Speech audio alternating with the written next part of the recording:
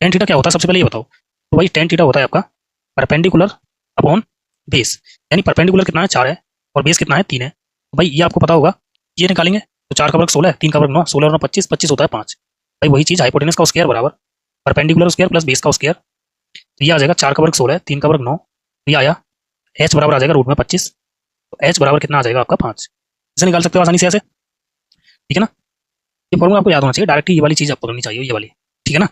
अब देखो आपने पूछा, इसने बोला है कि साइन ए का मान बताइए, तो साइन ए कितना हो जाएगा। अब देखो इसने भाई दे रखा है परपेंडिकुलर कौन सा माना है, इसने ये वाला माना है, सबसे पहले तो ये वाला माना है। मुझे बताओ ए कौन सा होगा एंगल, ये वाला होगा या फिर ये वाला होगा या फिर ये वाला होगा, एंगल ए कौन सा होगा। तो भाई एंगल ए जो होगा ध्यान रखना ये वाला होगा। इसको आप बी मान लो और सी मान लो, इससे कोई फर्क नहीं पड़ेगा क्योंकि ए से ही मतलब है हमें, ठीक है ना।